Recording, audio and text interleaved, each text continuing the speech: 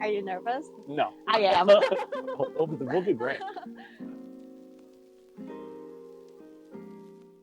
Hi, this is Jera from Plant Corner, and today we're so lucky to have Shad, the founder of Rosy Soil, at our store doing a repotting workshop this afternoon. Yeah, thanks so much, Jera. I'm so excited to be here. We've been working with Plant Corner for, what is it, almost 2 years now? Yeah, So awesome. it's exciting to be here. So I want to know, how did you start Rosy Soil? Like, what prompted you to build this company? Yeah, great question. So it helps that I grew up gardening. So I lived in Chicago with my grandma and my husband too. Oh, really? Yeah. Oh, no way. Yeah, I was out in the garden from a super young age. I was a big plant and soil nerd from when I was tiny. I actually asked for potting soil for Christmas when I was 3 years old. That's awesome. And got like a giant pile of potting soil. It's like, I don't want toys, I want dirt. Exactly, exactly. I got dirt under the tree. Yeah, I mean, I've just been a consumer in the gardening space. I've been a gardener my whole life, and I think I always felt a disconnect between what I cared about as a younger and more sustainably oriented person and what the rest of the industry was providing. Were you doing something else before starting this company? Yeah, so I was working in the food industry, actually. So I was working for an impact-oriented restaurant company and starting to do a lot more research into the food system, into the agriculture system, and into ultimately its impact on the planet. And yeah, I got totally obsessed with the idea of making more sustainable soil. I know that Rosy is better, but like, be more detail on No, so you're exactly right. So peat moss, which is kind of the main ingredient, for most soil. Yeah, exactly. The main ingredient for potting soil is made by harvesting peat bogs, which are really important ecosystems that store biodiversity and store carbon. Right. And so when we extract peat bogs, or when the world extracts peat bogs to make peat moss, it ends up releasing a lot of the stored carbon, those ecosystems. And to your point, it takes thousands of years for that carbon essentially to grow back. Traditional potting soil, unfortunately, despite it being, great for our hobby, comes with a really high environmental footprint. So why do most soil companies use peat moss as their main ingredient? Is it because they're cheaper? It's definitely cheaper.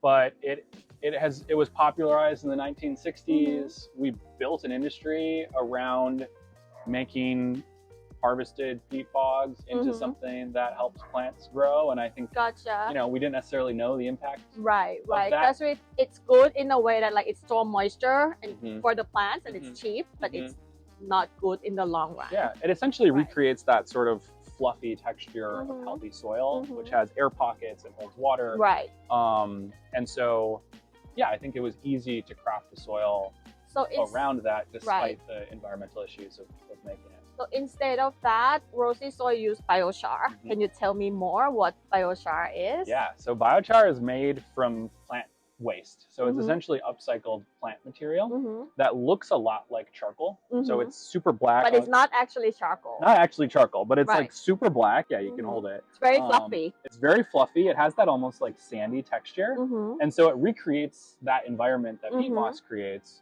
But what's cool about biochar is not only does it hold more water, not only does it hold more nutrients, but it also actually stores carbon in the soil. That's cool. And that's super cool. What that means is, instead of peat, which releases CO2, biochar actually captures CO2, and the result is an entire product that is net carbon negative, which we've heard of carbon neutral. It actually goes even further than being carbon neutral, and is carbon negative. So it's not made, like the process of making biochar does not involve like burning wood or anything like regular charcoal.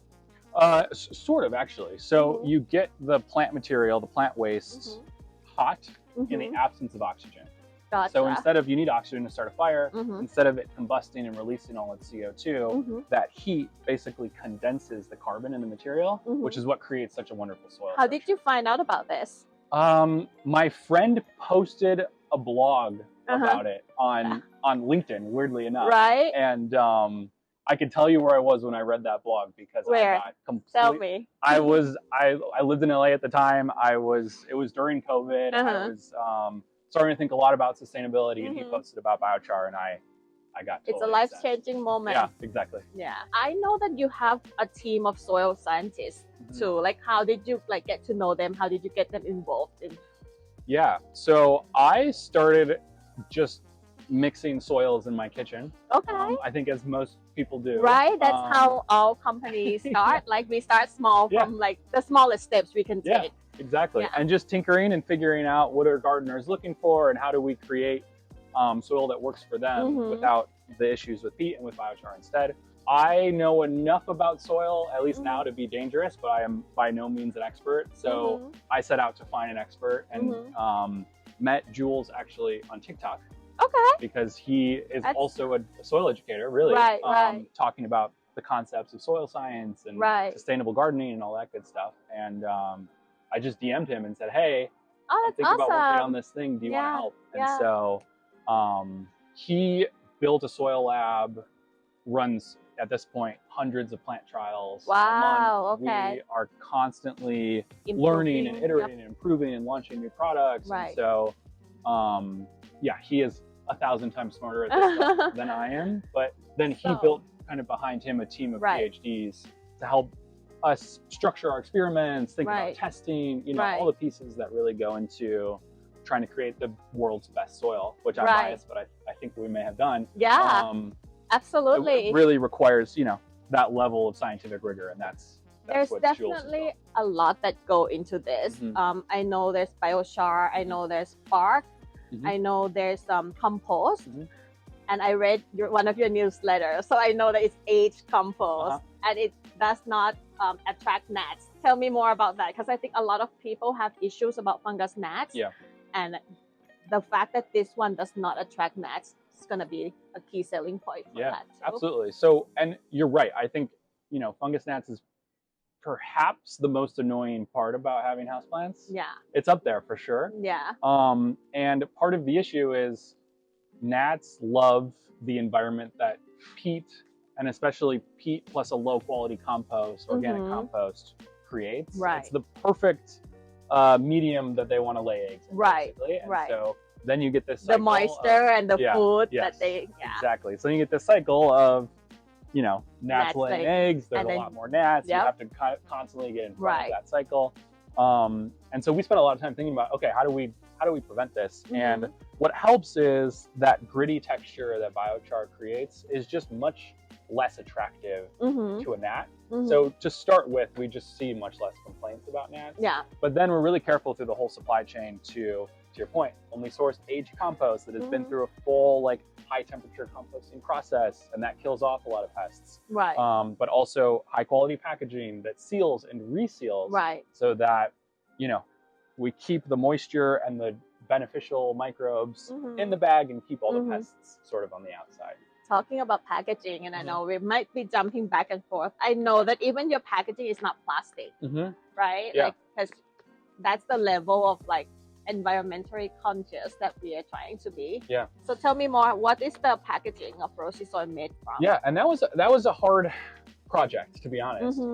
We wanted to find the most sustainable packaging possible. I think a lot of brands in this industry are using virgin plastics, which come with their own set of sustainability issues. And so we found a really cool supplier that is completely carbon and plastic neutral through the entire life cycle of the packaging. So, you know, from pulling the materials to it going into your recycling bin. This bag is made from sugarcane. Actually. Oh, wow. Okay. But it behaves like plastic and it goes into the recycling stream like plastic. Very, very cool. Yeah.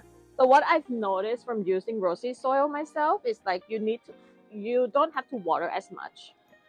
And it also doesn't decompose as fast. So you don't have to switch out the soil as often. Exactly. What else? Could you tell me more? First of all, I think those are great features. So yeah, so biochar holds more water than peat. But and nutrients too, right? Not just water.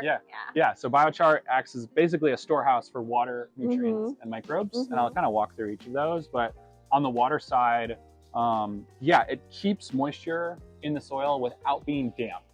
So you can water less, but worry less about root rot and some of those issues. That's another most common cause of death. Yes, overwater. People over loving their plants. Yeah.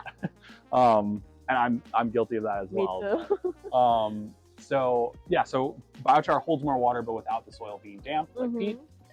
it holds on to nutrients better, so you need to fertilize with less and less often.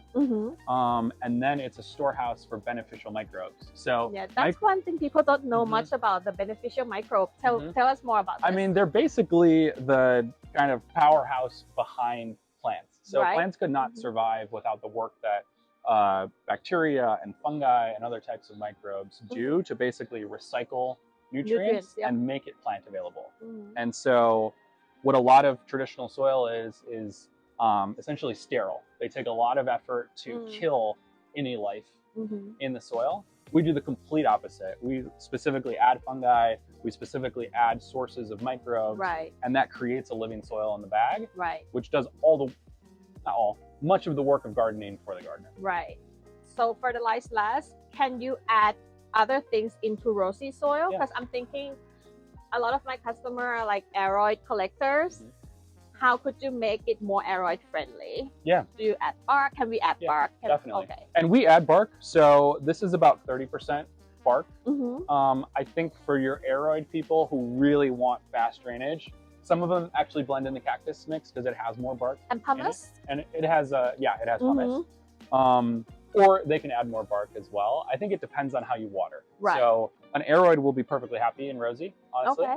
But if you're a person that tends to overwater, especially for aeroids, you can certainly add a little bit of bark and that might help. I love that our customers are constantly, experimenting and hacking the soil with us. We think it's awesome, and we love the feedback as well. So you said 30% bark. What percentages are biochar, sand in the regular Rosy soil? It's 20% biochar, which is very high, much higher than anything else with biochar in it, and we're constantly pushing because that has important kind of part of our sustainability mission. Sand is low, maybe 5 or 10%, just gets a little bit of drainage, and then we add compost and worm castings and mycorrhizal fungi to really create living soil that acts like peat without any of the issues. What about the succulent mix? So same set of ingredients plus pumice, and we basically just jacked up all the drainage. Is there a reason why you chose pumice over perlite? Yeah. So two reasons. I think of everything kind of in the context of plant health and planet health.